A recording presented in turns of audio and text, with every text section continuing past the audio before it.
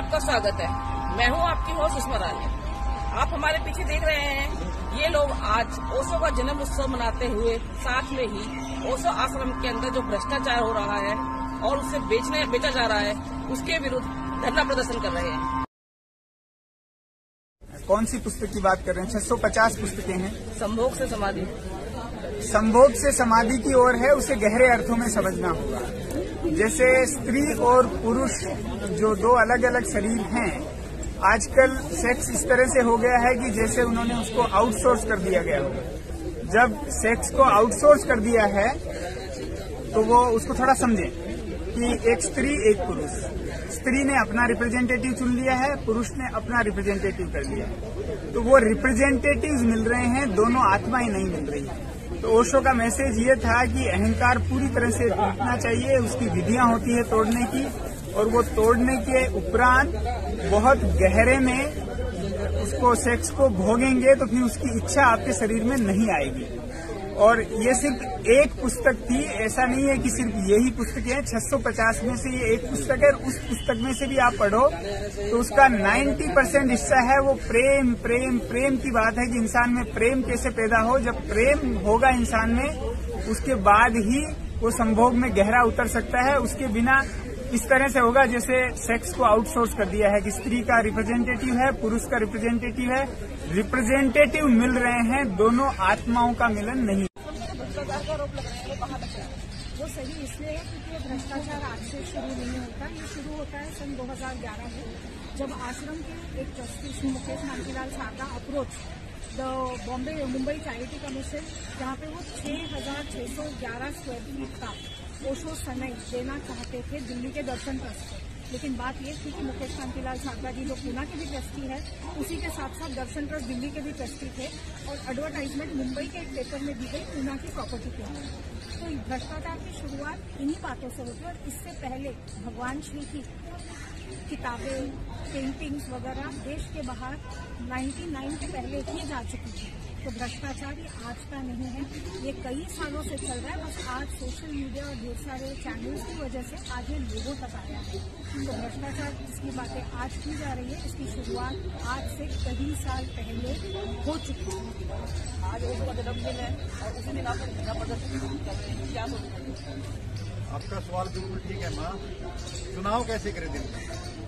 तय हमने करना है कि हम किसी मिशन की शुरुआत किस दिन से करें। तो उनका जन्मदिवस है तो एक विशेष दिन हमारे लिए वैसे भी है, और इस मुहिम की शुरुआत इसी विशेषता की वजह से आज से की गई और ये जारी रहेगी। आगामी प्रोग्राम आज शाम की मीटिंग में हम क्लियर करेंगे।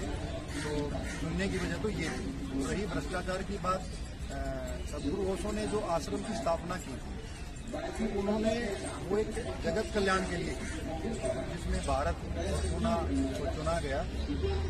और उनकी जो देशना थी वो ध्यान को एजुकेशन सिस्टम में लाना चाहते थे, और बहुत सारी ऐसी व्यवस्थाएं हैं हमारे देश में जिनमें सुधार करना चाहते थे। तो इसलिए उन्होंने एक सूत्र दिया था अपने सभी शिष्यों को, जागरूकता का।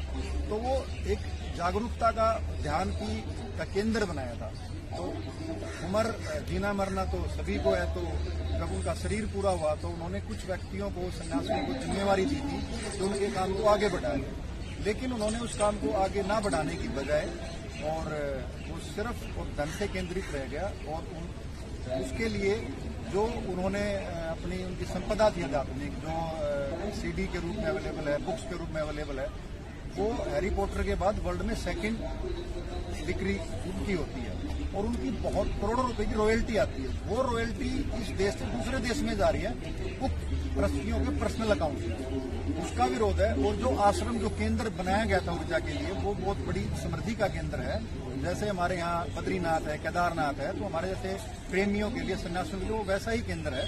तो उसको बिकने का जो षड्यंत्र और सिलसिला चला हुआ है, हम सब उसके विरोध के लिए यहाँ से हमने 25 नवंबर से शुरुआत की थी, सांकेतिक धरना दिया था। आज से वो धरना दूसरे उस पे आगे है आयाम पे, और आगे भी हम इस तरीके से विरोध अलग अलग शहरों में करते रहेंगे। और जंतर मंतर पे कब होगा उसके आगामी हम ज्यादातर शिष्य पूंजीपति हैं, फिर भी ओशो का आश्रम बेचने की जरूरत क्यों पड़ रही है? के लोग आ गए वहाँ, उनके पास पैसा इतना आ गया कि उनका बनता ही नहीं। अब इतना करोड़ 2000 करोड़ रुपए कमा लिए हमारे आश्रम से, अब फिर भी वे पैसे के पीछे लगे हुए हैं। अब उन्होंने 112 करोड़ का आश्रम आधा हिस्सा भेज दिया उसका, और फिर भी वो मान ही नहीं रहे। अब सब लोग यही चाह रहे हैं कि हमारा आश्रम बना दीजिए, क्योंकि हमारा गुरु सतगुरु का वो जन्म स्थल है, वहाँ पर ऊर्जा है, सतगुरु पवित्र स्थान है हमारा। हम यही चाह रहे हैं वहाँ कि वो आश्रम दिखना नहीं चाहिए, क्योंकि हमारी वहाँ से आस्था जी। हम यहाँ इकट्ठा हुए हैं विरोध प्रदर्शन करने के लिए। एक भूख हड़ताल हम कर रहे हैं, वो इसलिए कि हजारों करोड़ का मनी लॉन्ड्रिंग हुआ है, उसकी सरकार को जांच करनी चाहिए, और जो पैसा ओशो इंटरनेशनल फाउंडेशन ने भेज दिया है उसे वापस मंगाना चाहिए।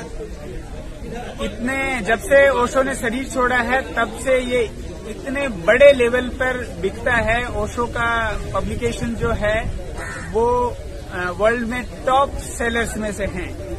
उतना पैसा इकट्ठा होने के बावजूद ट्रस्टीज आश्रम तक को बेचने का प्रयास कर रहे हैं। प्रयास ही नहीं कर रहे हैं, उन्होंने एप्लीकेशन तक दे दी है चैरिटी कमिश्नर को, और राजीव नयन बजाज जो कि बजाज ग्रुप के चेयरमैन हैं, उनसे 50 करोड़ एडवांस भी ले लिए हैं। 107 करोड़ में पूरी डील हुई है। तो जब आपके पास हजारों करोड़ की संपत्ति है, उसके बावजूद भी आप आश्रम तक तो नहीं छोड़ते हो, तो ये एक बहुत शर्मनाक बात है।